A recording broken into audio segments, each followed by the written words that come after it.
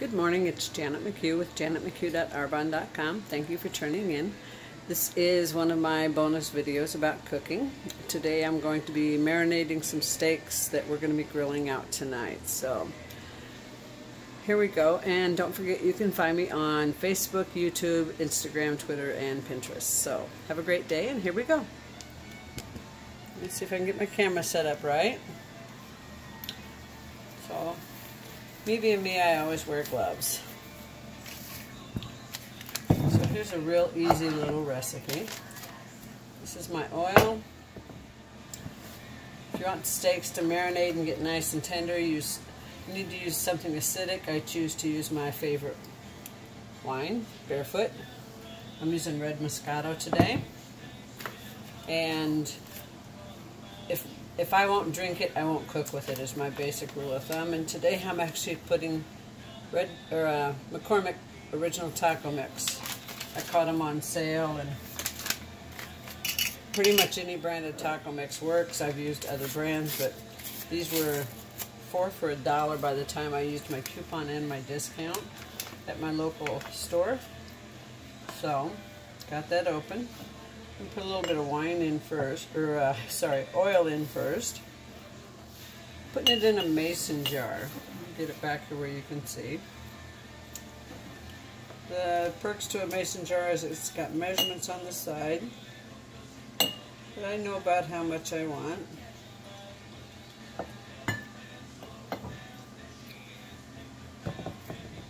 So I've used 2 ounces. I'll go ahead and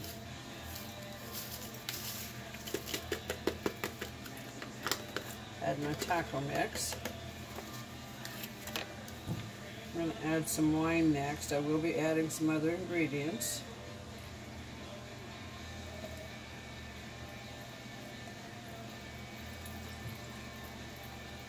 I add about 4 ounces of wine. That's because that's how I like it. I'm also going to be adding some salt and pepper. And you can find this just about anywhere in the country. It's called tagine seasoning. About time to buy a new bottle, but I love this. I first got it at a sample at a food show, probably 10 years or so ago, and I've used it ever since in all sorts of cooking.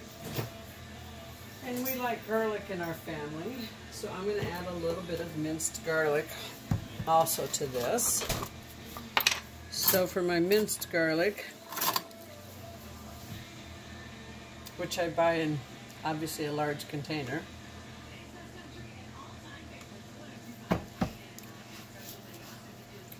just use about that much on the end of a fork.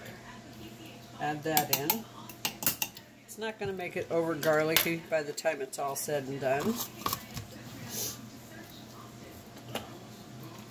For my tagine, I use the palm of my hand for most of my measurements.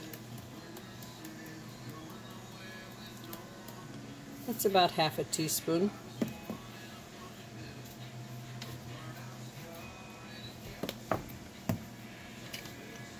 So, you could use your fork to stir it up, but the perk to using a mason jar, a ball jar, is you can shake it up.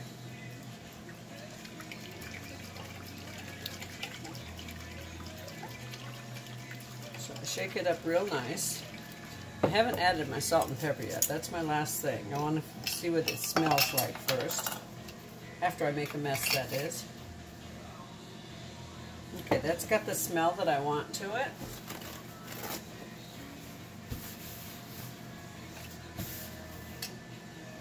So I'm going to add just a little bit of salt.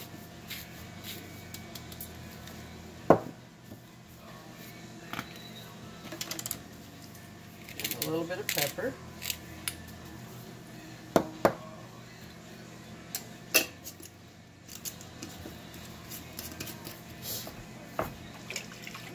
Shake it up some more.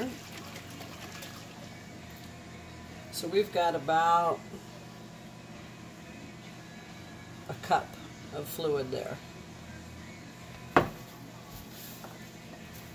And I've taken a gallon zipper bag. I have my steaks. These are a USDA choice beef tender, chuck tender steak that are thin.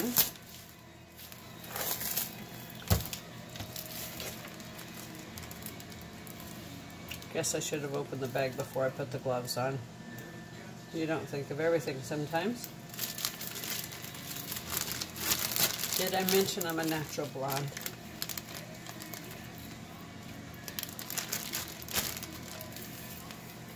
Let me see if I can get where you can see what I'm doing. I'm laying them out flat, which doesn't really matter because they'll get bunched up anyway after I pour the marinade on them. And if for some reason I don't think I have enough marinade, which I find highly unlikely, I can mix a little more. Even if it's not the exact same mix, it's going to work. Okay, so I have one extra steak that I'll kind of swoosh down there in the center. I have one cleanish hand, so let me show you what I've done. 1, 2, 3, 4, 5, 6. They're an okay cut. They cook really quickly. Tilt down just a little. So there's my steaks, all nice and neat. And take off my dirty glove.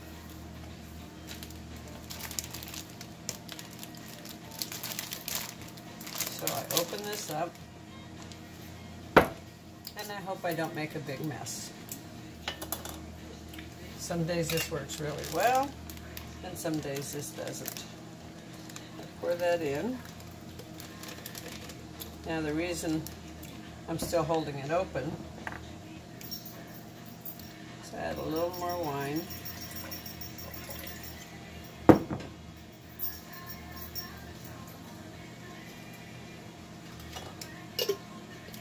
I put the lid on without the ring, and I get the rest of my spices out of there so the jar is nice and clean. Pour the rest of it in. I got most of the ingredients out, more than I think I would using a bowl. I'm going to seal this up. My guy likes to tease me that I couldn't seal a bag if my life depended on it, but boy, life has proven him wrong. I always double check my seals. It only took one time of me wearing a marinade. So we'll double check my seal. I'm good.